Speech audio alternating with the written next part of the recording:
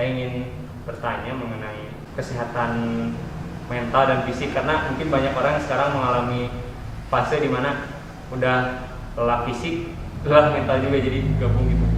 Ya mungkin barangkali dari Dokter Intan ada yang bisa disampaikan, mungkin waktunya dipersilahkan.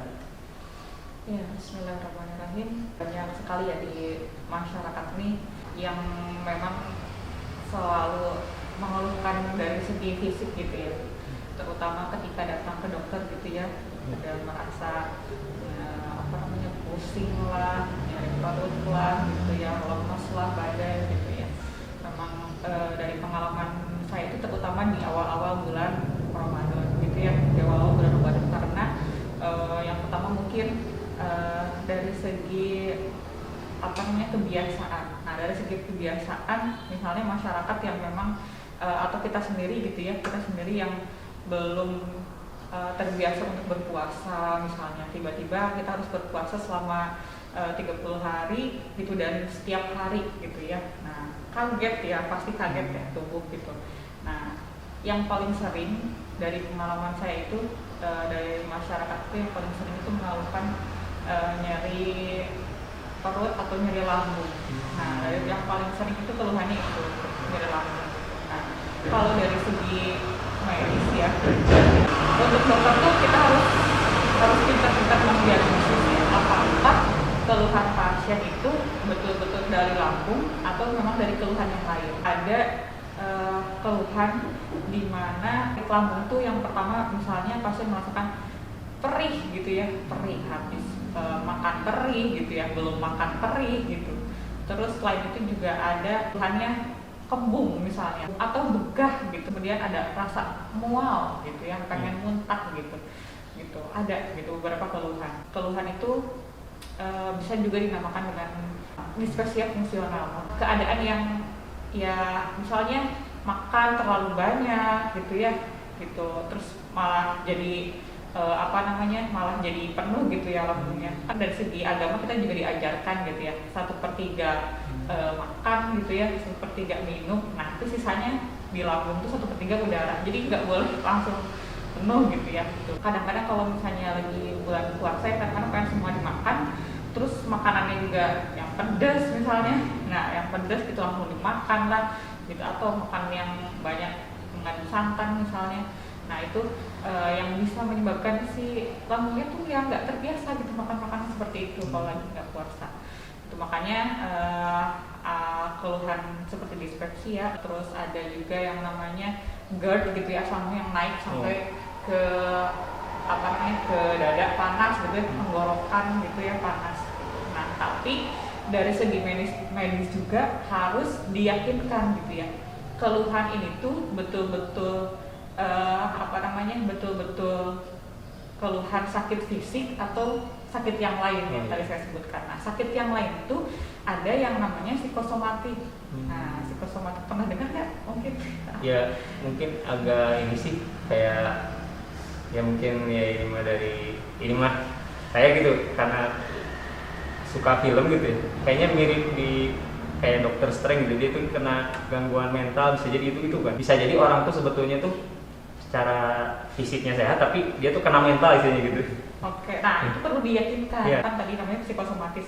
Jadi memang perlu diyakinkan, untuk meyakinkan itu betul-betul keluhan dari fisik apa bukan. Yang pertama sebenarnya yang paling baik itu kita lakukan endoskopi. Nah endoskopi itu apa?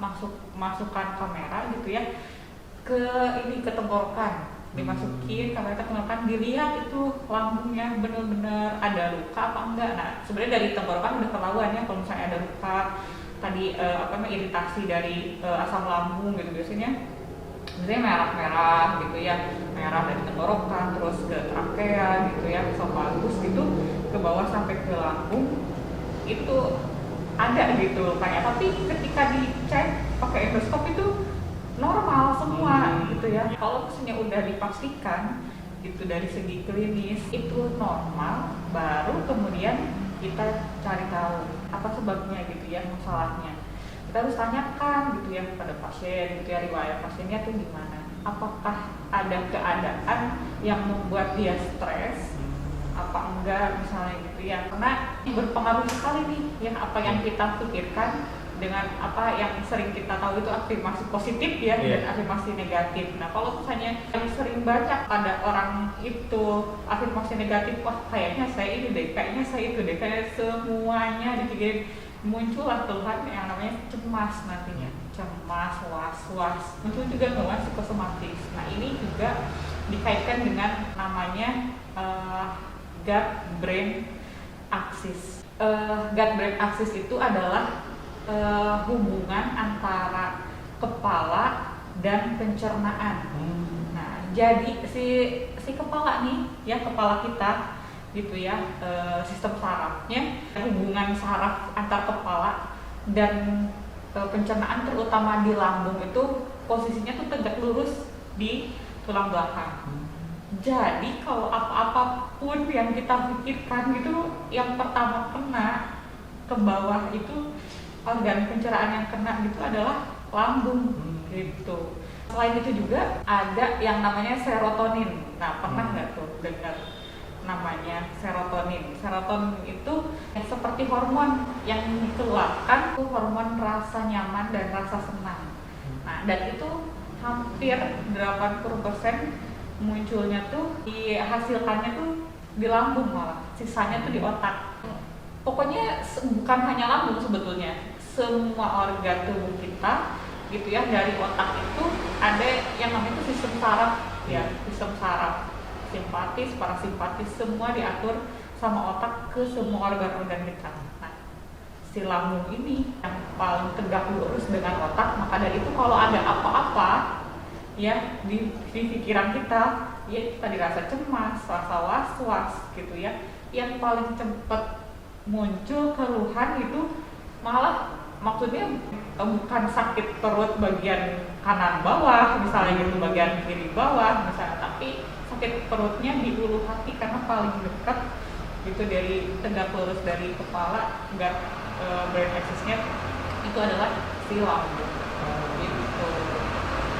Kebetulan ya ini bukan apa ya, mirip posisinya dengan saya pribadi gitu kebetulan. Jadi saya itu mengalami gini dok, udah dikasih resep mungkin dari dokter, tapi kata pak dokternya gini bilang nih, tos kang ulah seurteng emutan gitu bahasanya. Jadi itu istilahnya. Tapi tetap ketika dia bilang gitu tetap masih banyak emutan gitu bahasanya. Kan sekarang lagi musim ya, dengerin di YouTube ada toxic productivity, toxic relationship. Nah kalau saya dengernya itu mungkin yang toxic productivity gitu. Jadi terlalu berlebihan dalam bekerja, jadinya bisa jadi stres gitu. Nah itu mungkin apakah betul nggak itu toxic productivity itu berpengaruh gitu ke masalah ya tadi antara pikiran dan pencernaan gitu. Jadi gimana kita menanggapi tubuh kita gitu ya terhadap apa yang dilakukan gitu. Kalau misalnya ya tadi hormon, kembali ke hormon serotonin ya, hormon yang menghasilkan rasa nyaman dan rasa senang gitu. Kalau misalnya yang dilaksanakan gitu, yang dilakukan gitu, produktivitas pekerjaan gitu yang dilakukan merasa nyaman dan merasa senang kitanya, itu hormon serotonin itu banyak gitu dihasilkan gitu ya. Tapi kalau misalnya kitanya malah stres ya, stres di sini adalah kayak waduh ini kerjaan belum selesai, ini kerjaan belum apa gitu ya, kan jadi kepikiran gitu ya. Nah maka dari itu selain memang ya harus minum obat misalnya gitu ya, ada obat yang paling ampuh dan memang ini setiap orang itu jujur saya pribadi juga memang agak susah gitu ya. Salah satunya adalah ikhlas gitu ya. Ikhlas itu benar ya. Jadi ikhlas, kita harus ikhlas. Oh ya ternyata saya bekerja seperti ini ya gitu ya, udah ikhlas gitu. Terus selain itu juga rasa syukur itu yang penting. Oh ya alhamdulillah gitu ya, saya dikasih nikmat sakit ini seperti ini gitu ya. Orang lain mungkin ada yang lebih parah gitu ya sakitnya gitu. Rasa syukur, dan itu obat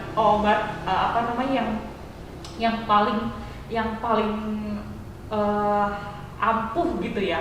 Ya bersyukur gitu ya, rasa syukur itu kepada Allah gitu. Dan selain itu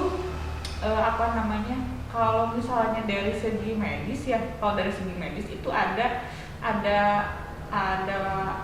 apa namanya, tata laksana dalam jangka waktu gitu ya. Ya. Jadi misalnya tadi sakit apa namanya, sakit perut gitu ya, udah ada toxic productivity gitu, kayak mual-mual gitu, mual-mual gitu ya, gitu. Nah terus apa namanya, memang kalau sebagai dokter harus selain dari segi tadi ya pikiran dan lain-lain, kita kasih obat gitu ya.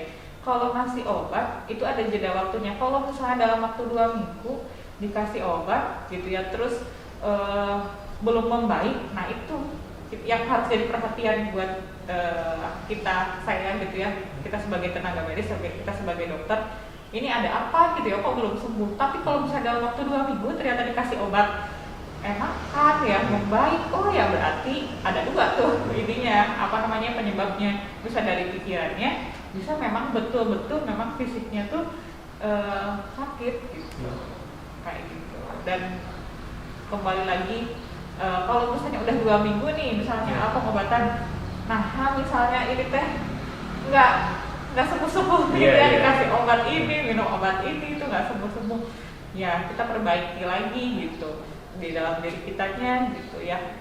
Kita udah ikhlas belum nih dari rumah sakitnya gitu, kita udah ikhlas dengan apa yang kita kerjakan gitu, udah bersyukur apa hari ini apa belum gitu. Kembali lagi ke itu sih sebenarnya. Ya itu betul sekali ya dok, yang kerasa gitu. Jadi mungkin dipengaruhi dengan, bisa jadi ya kita tuh lingkungan sekitar ya, ketika kita bergaul dengan orang yang seperti apa, bisa jadi kita ke coping seperti apa. Misalnya ya mungkin barangkali bergaul dengan orang yang isinya tuh kalau kesah yang lebih bahasa teh, bisa jadi ketularan gitu, bisa jadi karena di masyarakat mungkin kalau kita sering, ya mungkin karena saya ambil posisinya baru kali ini gitu ngerasain namanya ketemu dengan berbagai macam, ya kalau dikatakan ya kesedihan ataupun penderitaan orang lain tuh baru gitu ketemu. Nah di situ mungkin yang tadi jadi kena bahasanya psikomotorik, ini mah analisis saya sih mungkin. Jadi saya tuh ngerasa, aduh ini tuh jadi kepikiran terus, jadi jiwa kepikirannya tinggi. Jadi yang ini, yang ada yang sakit ini gimana, terus yang ini gimana, yang ini gimana. Jadi agak kaget sih karena mungkin baru ngerasain gitu rasanya ya secara psikis gitu, kena kena mental. Tapi dari segi mungkin Fandi mungkin karena amilnya ya agak sedikit kurang lah, bisa jadi itu sih, karena jadi dari situ bisa jadi iya, jadi terlalu menghayati mungkin. Nah gitu ya, menghayati terlalu menghayati gitu yeah. Iya ya gimana lagi ya, sifat manusia gitu ya, itu manusiawi seperti itu. Cuma kita juga harus bisa mengontrol diri kita gitu ya, kita harus bisa mengontrol diri kita harus bisa memposisikan diri kita gitu ya. Ya kita sebagai apa namanya, orang lain gitu yang bukan siapa-siapa, kita bisa mendoakan gitu ya, mendoakan mereka yang terbaik seperti itu. Dan ya demi kebaikan diri sendiri gitu ya. Apa namanya, keadaan itu ya bisa ke kita juga gitu ya, bisa jadi mellow gitu ya. Jadi mellow gitu, gitu. Bukan hanya itu, keadaan apa namanya, sakit jiwa yang parah pun ya, contoh sakit jiwa yang parah teh, misal ada apa namanya, ada teman atau ada saudara gitu ya yang mengalami keadaan sakit jiwa yang mohon maaf, misalnya sering lihat bayang-bayang, sering dengar gitu, udah nggak bisa disuruh makan sendiri, mandi sendiri nggak bisa gitu ya, aktivitas nggak mau misalnya seperti itu. Atau yang sering kita sebut apa namanya, skizofrenia misalnya, dengar. Nah kayak gitunya ya. Jadi misalnya keadaan itu misalnya kita setiap hari ketemu gitu ya, terus kita jadi ikut-ikutan jadi mellow gimana, itu bisa nular loh gitu ya, itu bisa nular loh gitu ya, sakit jiwa itu bisa menular gitu ya. Kalau misalnya kitanya gitu ya yang malah jadi gimana ya, jadi baperan gitu ya. Jadi baperan gitu ya. Dan ya itu sih harus bisa memposisikan diri sendiri gitu ya.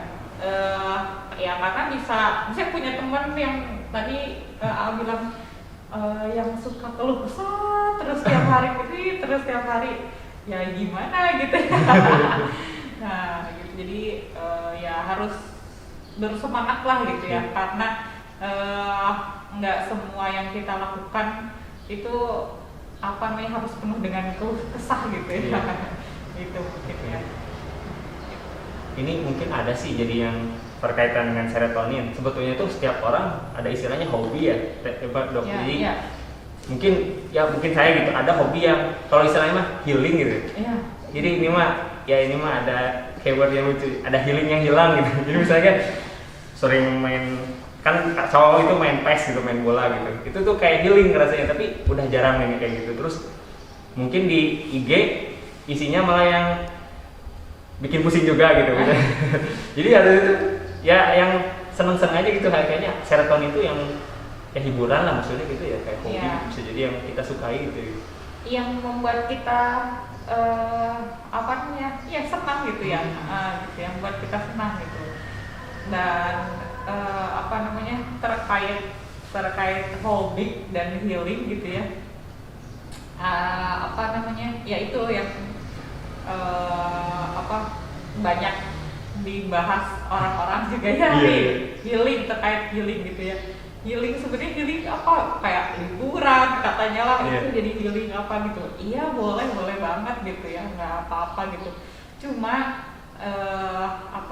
saya pribadi sebagai sebagai dokter muslim ya, sebagai dokter muslim nih, kalau menurut saya healing yang paling healing, betul-betul healing itu adalah kita kembali kepada kepada agama ya. Agama apapun gitu ya, apapun kita kembali kepada agama. Karena saya muslim, kembali lagi kepada Allah gitu. Apa healingnya? Baca Al-Quran, coba aja deh gitu ya. Kalau menurut saya baca Al-Quran gitu ya, karena di dalam Al-Quran semuanya ada. Kita mau nanya apa, semuanya di situ dijelasin. Kita mau nanya apa, di situ dijelasin. Caranya yang kita bisa baca artinya gitu ya, memaknai artinya, tafsir Qurannya gitu. Kembali karena saya juga merasakan sendiri gitu ya, kalau misalnya ada apa gitu ya, coba aja kembali pada Al-Quran sambil duduk, sambil berdoa gitu ya, biar aktivitas yang kita lakukan itu lancar gitu ya, nggak banyak godaan kanan kiri gitu ya. Biasanya banyak godaan kanan kiri. Nah gitu, jadi tujuan kita juga tetap sesuai dengan tujuan awal gitu. Terus kemudian itu menurut saya healing yang sebenar-benarnya itu gitu ya. Ya, jadi dari tadi mungkin ada ikhlas, syukur, bisa jadi sabar. Barangkali Dok ada closing statement ataupun pesan untuk masyarakat ya, kita biar lebih aman dan nyaman hidup seperti itu Dok. Kira-kira seperti apa? Iya, jadi untuk menjaga kesehatan kita ya, kesehatan jiwa kita, kesehatan pikiran kita ya, kesehatan hati kita gitu ya. Saran saya untuk saya pribadi juga mungkin ya, untuk kita semua banyak melakukan amal-amal kebaikan ya, gitu, bersedekah gitu ya. Menunaikan apa yang harus kita tunaikan gitu ya, salah satunya dengan zakat misalnya, seperti itu ya. Terus kemudian dan kita juga harus banyak berdoa apa yang kita lakukan dalam kehidupan sehari-hari itu tidak lain dan tidak bukan semuanya dari Allah, semuanya ya yang kita terima gitu. Makanya banyak berdoa dan ikhlas gitu dengan apa yang kita terima gitu, dan bersyukur juga gitu, sabar dengan apa yang diberikan sama Allah, itu aja sih.